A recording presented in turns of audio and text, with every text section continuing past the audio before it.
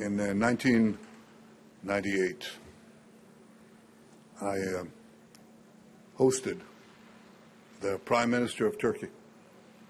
His name was Yilmaz.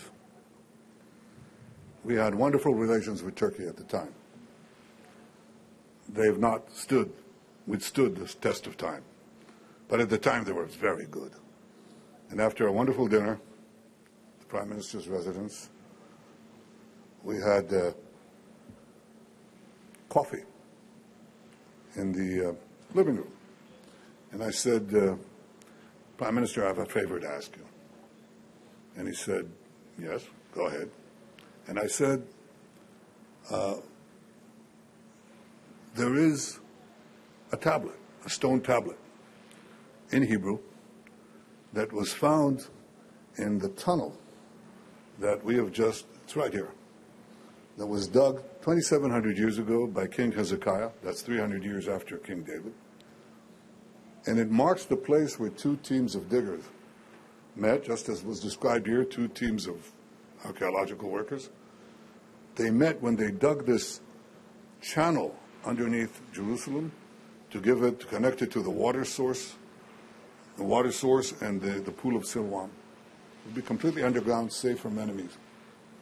And when the two teams heard one another, they started digging towards each other, and at the place where they met and completed the tunnel, they put this tablet in Hebrew, the Bible speaking to us, because that channel, the digging of that channel is described in the Bible. And here we see that in biblical Hebrew,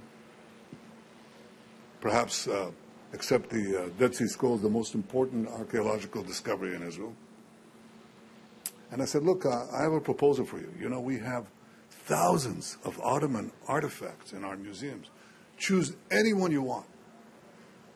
You can get it. It's yours. And let's do an exchange. And he said, no, I'm sorry, I can't do that. And I said, well, take all the artifacts in our museums. And he said, no, I can't do that. And I said, well, name your price. And he said, Prime Minister Netanyahu, there is no price. And I said, why? He said, well, there is a growing Islamist constituency headed by the then mayor of Istanbul, you know his name. And there would be outrage from this section of the Turkish people that we would give Israel a tablet that would show that Jerusalem was a Jewish city 2,700 years ago. Well, it was a Jewish city 3,000 years ago. And we just passed over here the shaft in which David's general, Joab, climbed with some brave soldiers to conquer the city from within. David declared it its capital. Jerusalem, D.C., David's capital.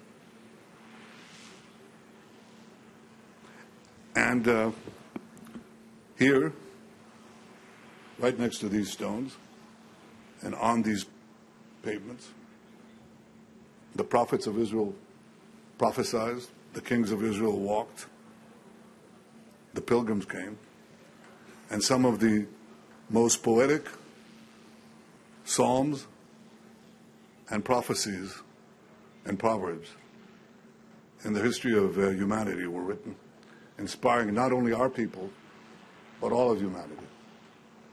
And this continued for 1,000 years into the time of Jesus, a Jewish rabbi from the Galilee who came here to Jerusalem, the Holy of Holies, and he came here to that pool in Siloam to be purified, where he also performed the miracle of helping the blind see.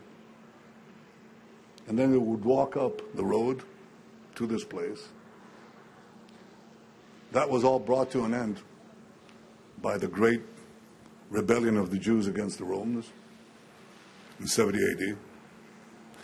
And when we tread on these stones, you will find a hole there, some holes, because the Jews hid in the spaces below the stones. We found a Roman sword there. The Jews fought bravely but the Romans were absolutely merciless. And they killed hundreds of thousands of Jews, including those hiding below the Pilgrim's Road. Now, 2,000 years later, we recovered our city. We recovered our independence. We built our sovereign state anew. We built an army. And we built a country like no other. But this country is based on those 2,000 years of yearning. Next year in Jerusalem, next year in Jerusalem. It didn't matter if you were in the ghetto in Toledo or the ghetto in Warsaw. That's what Jews prayed for. Next year in Jerusalem. Well, we're here. This is our city, Mr. Erdogan. It's not your city. It's our city. It will always be our city. It will not be divided again. And that's why I so much appreciate the leadership of President Trump in this area as well. When he declared Jerusalem our capital, something that should have been acknowledged by every leader in the world, but he did it. And then moved the American embassy here. He did things that are so obvious, and yet defied all these governments, all these foreign chancelleries, all these experts who said, you cannot do that. He called me up before he did it. He asked, what do you think? I said, well, would there be riots? Would there be bloodshed? I said, I don't think so. But if there will be, it'll be primarily directed at us. And we are definitely ready. So he just did it. And I welcome today the Secretary of State, Mrko Roubiou, who understands that this is the foundation of our common Judeo-Christian heritage. It is being challenged today. It's being challenged by a growing Islamist force. It's being challenged by the unity of the Islamists with the ultra-left.